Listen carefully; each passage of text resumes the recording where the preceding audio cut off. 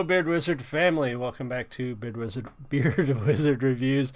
I'm your host, Beard Wizard Man, also known as Trevor, on social media, links to all of which you can find in the video description below, including ways to support this channel. Now, actually, I need to change this.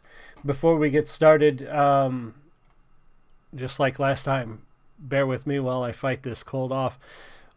Sounding better, feeling better than yesterday, but yeah, feeling still not quite feeling myself. I'm exhausted.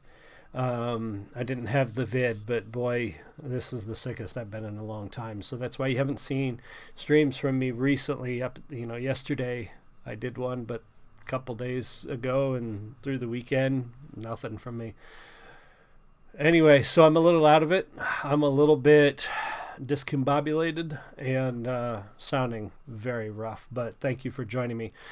Be sure to click the red subscribe button and join the Beard Wizard family. Share this out there if you enjoy my content. As I like to say a lot of times, is there's so much negative stuff out there. There's so many people that complain about all these things that they hate, these shows that they don't like, and the comic books and the books that they don't like, and the movies and all this stuff that they don't like. And there's so little people talking about the things they love. And honestly, talk about the things you love. If you don't like the latest show or the latest comic book, latest movie, whatever, don't give it the airtime. Don't give it the free advertising.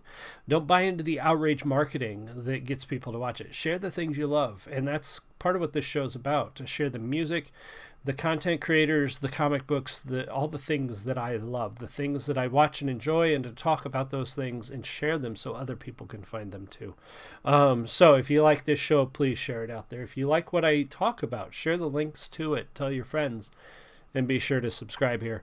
Also, you'll see a link to the Stop Soldier Suicide fundraiser that is still going on for the next, 9 days? It's the 22nd, so we've got until the end of March. It is a fundraiser for suicide awareness for soldiers and veterans. Very important subject to me. Myself and Ripley have been doing the dog walk. It's a 30-mile dog walk, and unfortunately, the weather has turned and my health turned.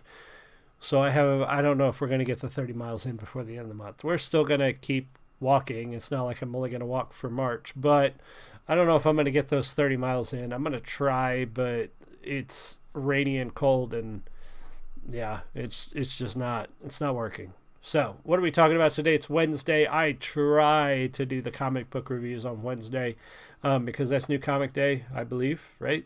And today we're taking a look at a comic book from a creator that we've had on the show before, a creator that I'm familiar with and have interacted with for a while. So full disclaimer, I know Frankie White. I have met him in person. I've talked to him a lot. We mutuals on Twitter.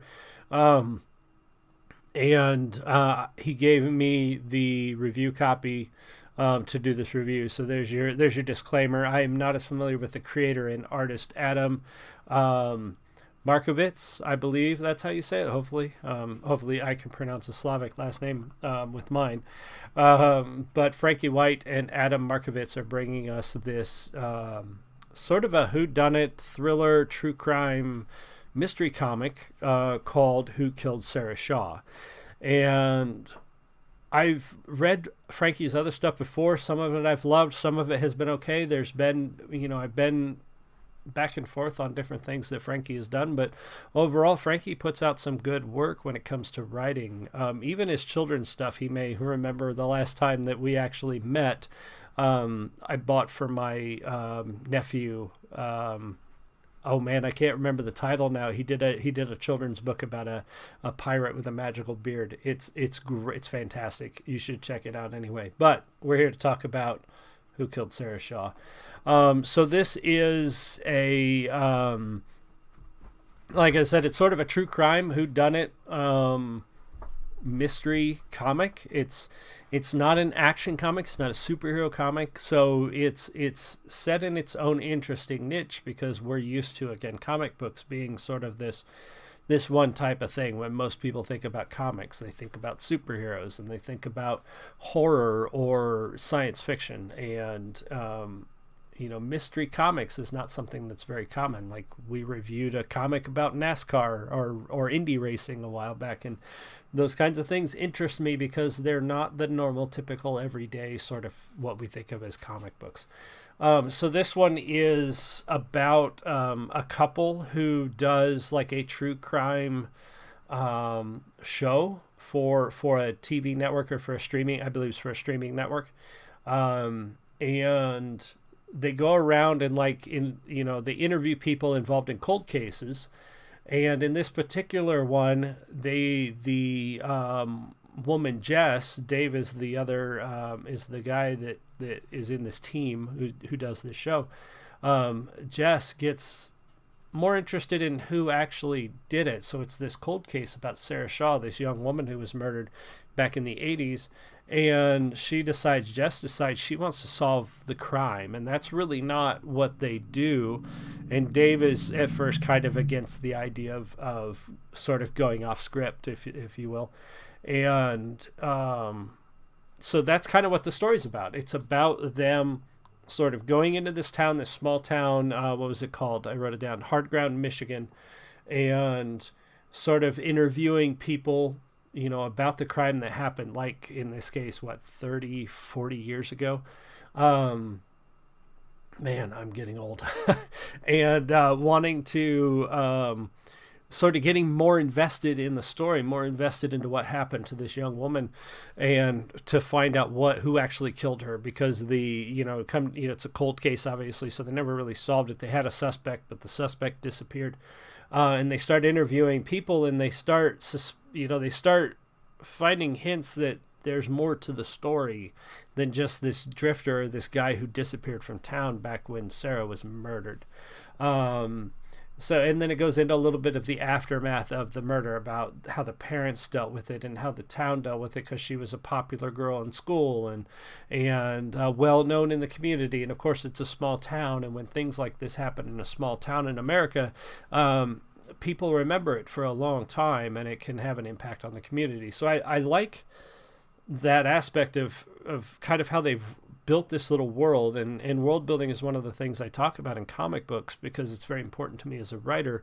Even when your world is Earth, is America, is a small town in Michigan, you still have to build that world when you're writing fiction. This isn't a nonfiction book. It's not an autobiography or anything like that. So they still have to build that world, and I think initially they give us, Frankie and Adam give us a good world, a good little community, a good small town, a good picture of this life, of this little place where the story's taking place. So the world building, they do a really good job. I like that it's set in a small town, and I like how they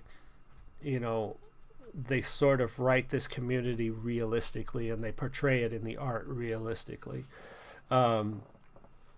Ripley, get out of there. Dog is being a punk. You get out of there. You don't need to be in there. Oh, gross. She just had a drink of water, and her mouth is all wet. Okay, so I found the story very intriguing. I wanted to know more, and that's hard for a writer to say, because like when I watch mysteries, when I read mysteries, it's really hard to keep me guessing, if that makes sense. Like, we just finished the latest season of the Netflix show You, and good show, by the way, highly recommend. That's not what this is about, but the last season really kind of kept me guessing, and that's hard to do, and I like that, because I get a little disappointed when I'm watching a whodunit or a mystery like Glass Onion. Glass Onion was so predictable from about 15 to 20 minutes in. Like, I kind of had it figured out pretty early on. Nothing about it was a surprise to me. And so when a writer and in this case, a writer and an artist team can deliver a mystery that keeps you guessing, even early on, does not reveal the plot, they don't reveal I can't think of the word I'm looking for. They don't pull the curtain back too early. That's tough to do. And Frankie does a great job with the narrative in this, in keeping it a mystery. and keeping me guessing. So that throughout, I was interested. I wanted to know. I wanted to see Jess and Dave collect that information, collect those clues, and see them work through it themselves. And like I started with, most comic books today rely on action, or most comic books were used to rely on action. They rely on superheroes fighting crime, or vigilantes doing things, or monsters hunting. Like they rely on some sort of action. And this book is very narrative heavy. It's a mystery. It's a story where most of the action has already happened. Sarah Shaw has already been murdered. And so now we're dealing with the aftermath of the action. And to keep that interesting is tough in a comic book. It's not something that a lot of people even want to try to do. And when it's done well, it's done well. And here it is. It keeps you engaged without having to have fight scenes or explosions or any of that stuff.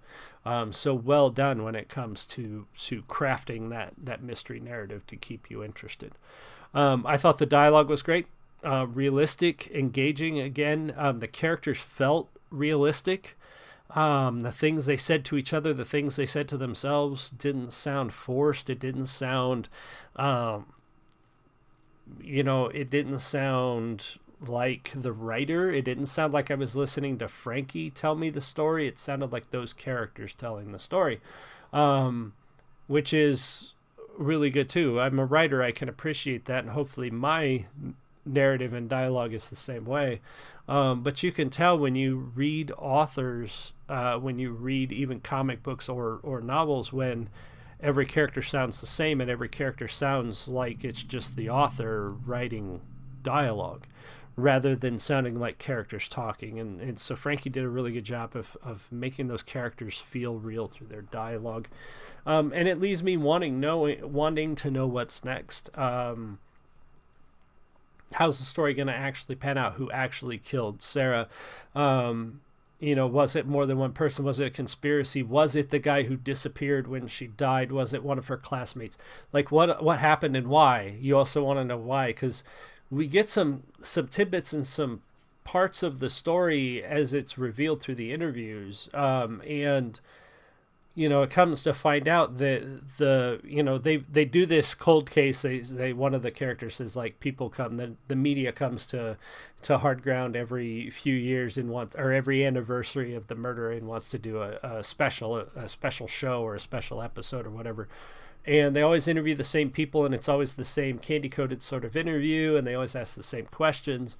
And this new group, this Jess and Dave, they start asking questions that other people didn't ask, and it starts to reveal a little more about Sarah, and that she wasn't as well liked by certain people. And then you start to wonder, is that why she was killed, and all of that. So well done on giving us those little breadcrumbs and revealing more that keeps you wondering who did it and why. And well, maybe it was this person because they didn't like her, or it was this person because she was involved with their boyfriend or whatever. Like it kind of gives you a lot of suspects, so to speak. It starts to build that suspect pool. And hopefully as the story goes on, issue to issue, they'll add more suspects and then start to help you knock them off. Because that's part of the fun of a mystery book or a mystery show, is working through the story yourself and figuring it out, but not figuring it out too soon. Like, I want it to be good enough that I can tell, okay, here's my 10 suspects because of all the clues you've dropped me, and then I can start eliminating them because you give me more, and I start, and then at the end, hopefully you give me a surprise that makes it all worth it, makes all the work worth it. Ripley, would you quit your whining? I don't know what she wants now. So writing was fantastic. We are going to take a look at the art. We'll talk about the art a little bit. Let me expand this up. Okay, so in this one, the PDF is a little weird, so the cover looks huge on the first one. But cool cover. I like the cover. It sort of gives you it gives you a snapshot of the town. Of course, it's your featured, the mystery character there, Sarah Shaw. I like the coloring, and I like the sort of low detail. I like that there's not a lot of space wasted on trying to make this ultra realistic or super detailed. I like this cover. It's eye catching, especially when it comes to the covers or the colors. Sorry. I also like this logo in the way they did the sort of roots and leaves into that. That's just kind of a really cool title block there. So that kind of makes the cover very eye catching. When it comes to the art, I like the black and white with this. Black and white, as I've said before, doesn't work for every book. Superhero comics especially. It doesn't always work because a lot of times you've got a lot of color that you want to see in a superhero book because you want to see what color their costumes and what, their logos and, the different characters and stuff. You want to kind of see that. But here we know what colors we should be seeing for the most part. We know, our brains can fill in the blanks because this is set in like the normal world. We don't have costume caped heroes flying around fighting crime. So our imagination can fill that in. So they didn't waste a lot of space or time on color. I also like that, where a lot of black and white comics, when you don't have a background, like these panels here in this second image, when you don't have a lot of color or a lot of background and you don't use color, some creators and some artists will leave those panels blank, just flat white. And while that's like fine, when I was reading this and when I was going through the art, I was seeing that, they used texture here. Adam was putting a lot of texture behind when there was no detail to the background. And I really like that because it keeps the panels from feeling empty. A lot of times when your characters are in a panel and the background is just white because you didn't want to put any detail there, you don't have anything to put there. It just kind of feels like your character's just floating in space, or maybe you didn't finish the panel because there's nothing there. So I like that he did texture on these panels where it's just a flat wall behind him, or it's just the sky behind him, because you'll see that in some other art panels. Sorry, I had to get a drink. Also, alternating the size and shape of the panels themselves, really well done here. I like it when it does that because some indie books and even some mainstream books in older comics, this used to be really common in older comics, where every panel was the same size. It gets a little monotonous to read.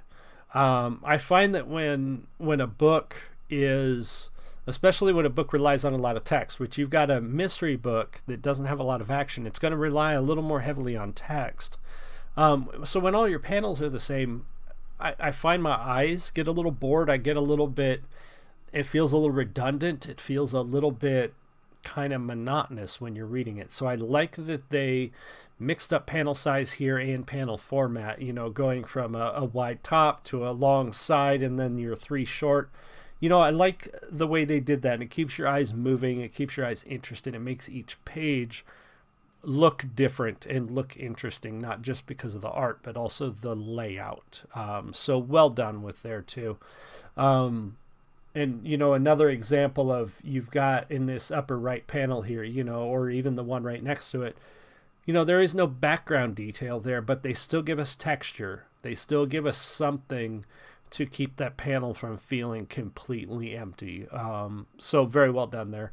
Art, for the most part, looks great. The buildings, I feel like Adam puts a lot of work into perspective on buildings and vehicles and things. He's, some, not to say his figures are bad either, but you'll find some artists prefer, or you can tell that they seem to prefer drawing like people. They prefer drawing their characters. And so their figures will be really, really good. And their cars, their buildings, the things that are more technical, the things that aren't alive, are a little less they look a little less like they should. They don't look like the thing they're meant to depict. Adams does a really great job with the architecture, the cars, and his figures. His characters, his people look good too. His anatomy looks good. His positioning, his perspective, all looks really good. I'm just glad to see that he put as much attention to the setting, to the buildings, to the vehicles, to the props, as he does to the characters themselves. It makes it look, overall as a whole, it makes the book look good. It makes the art look good and consistent throughout. And he is very consistent throughout. I didn't mean to hopefully YouTube doesn't mind that panel we just saw. We'll talk about this book is definitely not for kids. I wouldn't call it super adult either, but we'll talk about that in a second. But yeah, art looks great. I like that the variety of character, the figure drawing, everything looks really good. Lettering is good, and shading, background, all fantastic. Art is very well done in this book. So big props to Adam as the artist and creator. If I'm understanding the setup right, and Frankie is the writer when it comes to the dialogue and text. These guys did a really good job on that. Overall, I enjoyed the book, and I'm interested to find out what happens next. I'm going to keep an eye on this and hopefully remember, because I have a crappy memory, but hopefully I catch Frankie's post or Adam's post when they release the next issue, and I can jump on it and see how the story progresses through the next few issues. Really interested to find out what happens next. Like I said, not for all ages. There is some mild adult content in here.